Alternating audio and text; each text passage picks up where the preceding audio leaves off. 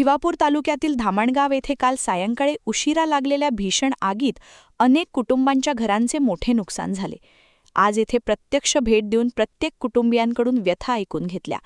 जळालेल्या घरांची प्रत्यक्ष पाहणी केली।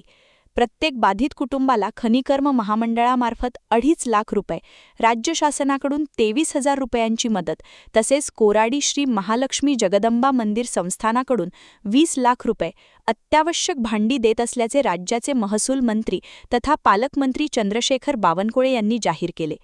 त्यांनी रविवारी दुपारी तातडीने अर्थ व नियोजन राज्यमंत्री ॲड आशिष जयस्वाल, स्थानिक आमदार डॉ. संजय मेश्राम, उपविभागीय अधिकारी उमेश चव्हाण व इतर वरिष्ठ अधिकाऱ्यांसमवेत भेट देऊन बाधित कुटुंबियांच्या व्यथा ऐकून त्यांना धीर दिला।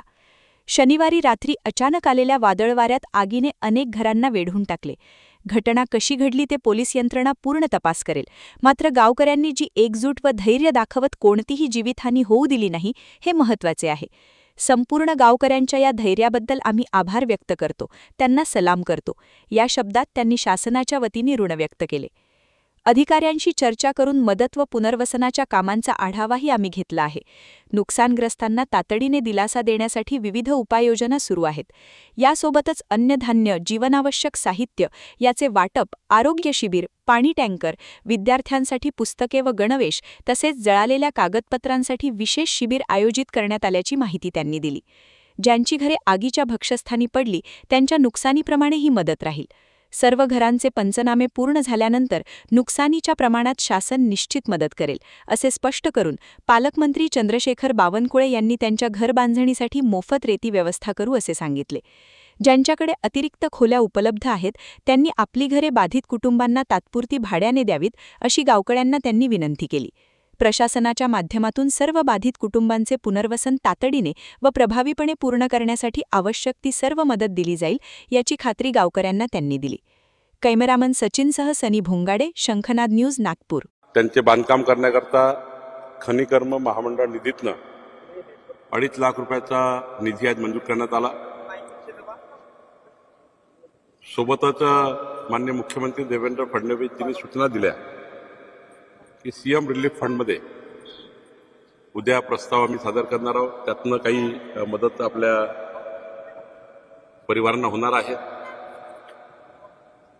कोराडी महालक्ष्मी जगदंबा संस्थानच्या वतीने 20 लाख रुपयाची मदत या परिवारांना आम्ही करतो आहे।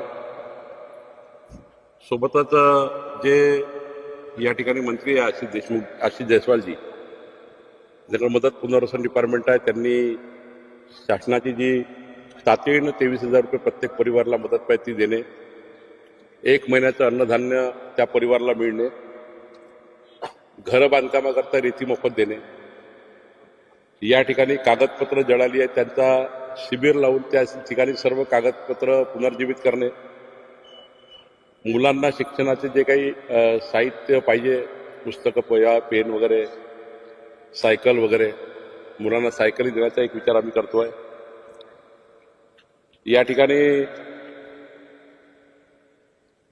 जे मीटर जळलेले आहेत ते मीटर देणे, सिलेंडर देणे, जे काही त्यांची आता पूर्णतः जळालेले घर आहेत त्यांचं फारच वाईट आहे आणि त्यामुळं सरकारच्या माध्यमातून आम्ही या पद्धतीने अनेक उपाययोजना आणि एवढंच नाही तर कामगार विभाग जे आशिष जयस्वालजीकडे आहे राज्यमंत्री म्हणून, त्यांनी आता जे भांडे, किचनमधले भांडे आहेत त्याचे सेट्स या ठिकाणी उपलब्ध करून दिले आहेत।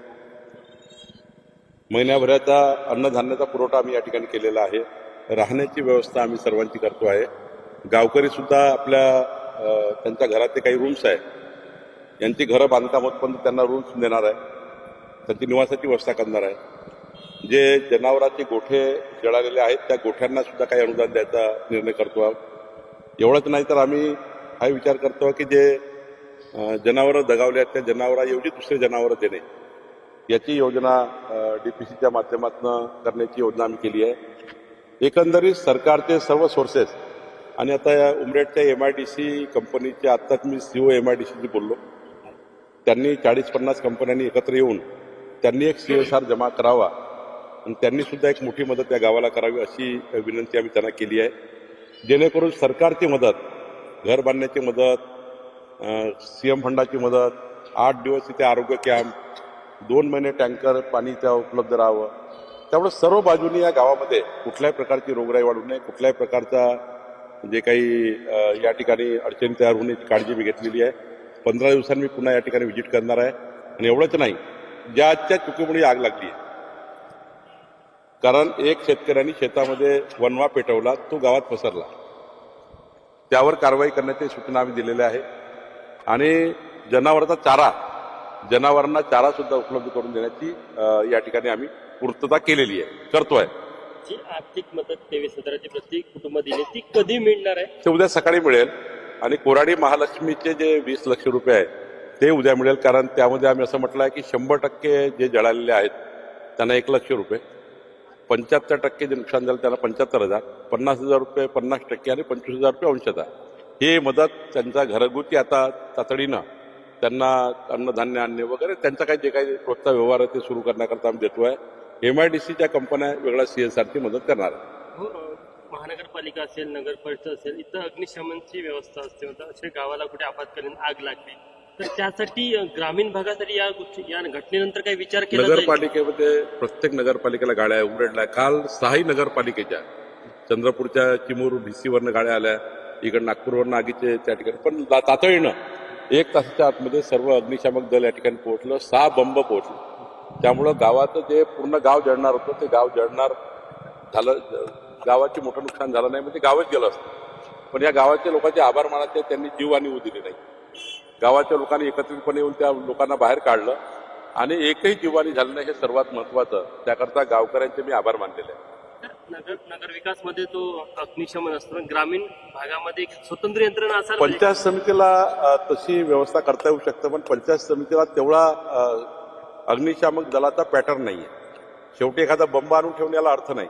चालवणारे माणसं, मेंटेनन्स करणारे माणसं. त्यामुळे नगरपालिकेला मात्र ही व्यवस्था आम्ही केलेली आहे. उमरेड नगरपालिकेला आहे, भिवापूर नगरपालिकेला आहे. त्यामुळं या ठिकाणी आमदार आहेत.